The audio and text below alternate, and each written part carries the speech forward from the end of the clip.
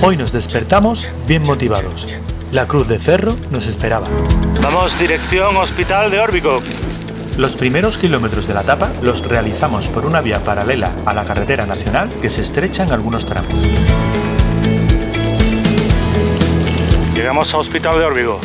Poco después, llegamos a Hospital de Órbigo, donde tenemos que cruzar el puente del Paso Honroso, construido en el siglo XIII y cuyo nombre se debe al caballero Quiñones, que al no ser correspondido por una mujer, decide, para librarse de su tormento, hacer un torneo de justas con todo aquel caballero que cruzase por el puente.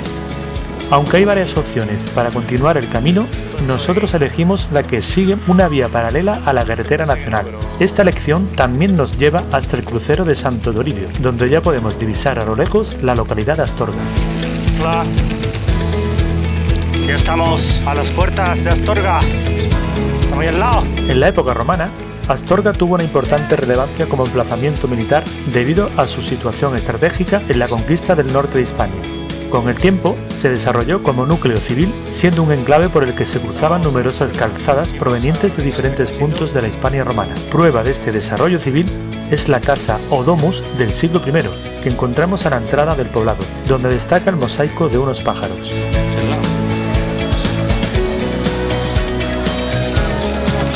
Miedo ver a la Chucky que tiene puesto el radar en el mercadillo. Sí.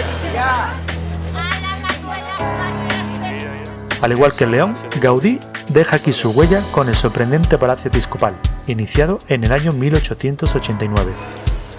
Y está la Catedral de Astorga. La catedral, dedicada a Santa María, comenzó a construirse en el siglo XV en estilo gótico, aunque posteriormente se añadirían capillas de estilo renacentista y su fachada principal, de estilo barroco. Salimos de Astorga con la Calufa para empezar a afrontar la subida a la Cruz del Ferro. Salimos de Astorga y comenzamos un suave ascenso por el que vamos atravesando diferentes núcleos de población de la comarca de la Magatería. ¡Qué tosta española! En este tramo, la sombra y las fuentes disponibles tienen poco acto de presencia, así que conviene estar provisto de agua por si el sol aprieta. Vamos ahora a por el Ganso.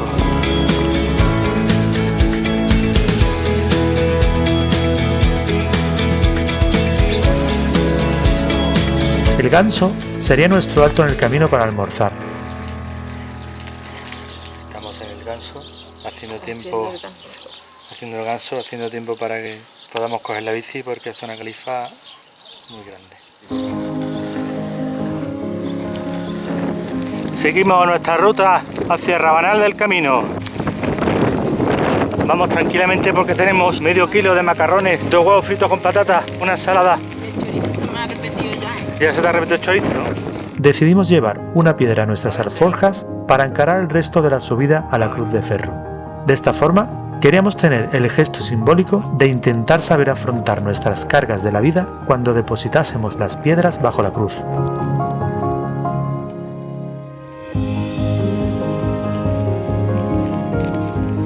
En la Edad Media, Rabanal del Camino fue el centro neurálgico de unos monjes templarios que tenían la misión de proteger a los peregrinos a su paso por los Montes de León.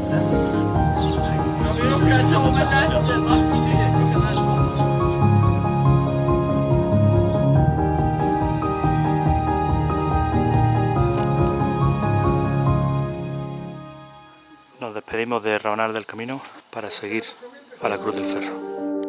Dejamos atrás Rabanal del Camino y notamos que el ascenso empieza a endurecerse. Tras varios tramos por sendas de tierra, decidimos que lo mejor para los ciclistas es hacer la subida por el asfalto. En el trayecto, coincidimos con un chico que en etapas anteriores había roto los radios de sus ruedas. Nos alegró saber que pudo solucionar su problema y que iba a seguir luchando por su sueño.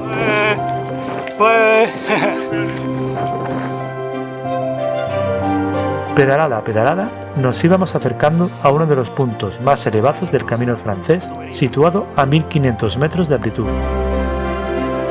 La satisfacción del objetivo cumplido era evidente. Nuestra piedra. Símbolo del poder que me has dado. Esta piedra es por toda la gente que nos está ayudando a hacer este camino de Santiago, para que nos dé mucha salud, mucho trabajo, mucho amor y que todos los percances que nos surjan o que hayan surgido se vayan quitando de en medio. y lo solucionemos lo mejor posible. lo mejor posible. ¡Eje!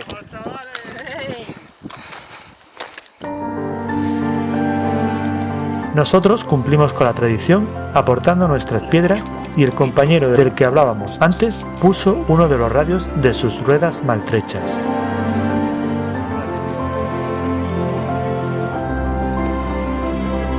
La cruz de ferro, colocada por un abad de Foncebadón en el siglo XI para orientar a los peregrinos, descansa sobre un gran cúmulo de piedras que se han ido depositando a lo largo de los siglos. Este simple hecho infunde al enclave un enorme respeto. También en este entorno se creó una capilla en honor a Santiago.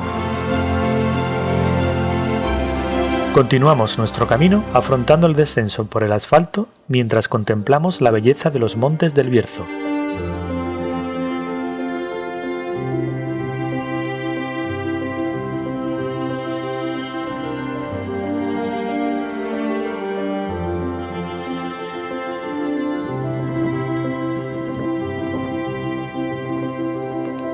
Decidimos quedarnos en el Acebo, el primer pueblo del Bierzo, precioso por su pintoresca arquitectura rural que casi nos hacía trasladarnos a la época medieval.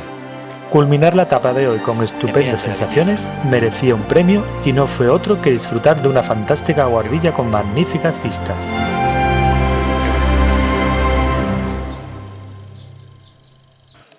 Después de cenar, a dormir, no sin antes deleitarnos por lo enigmático del acebo nocturno.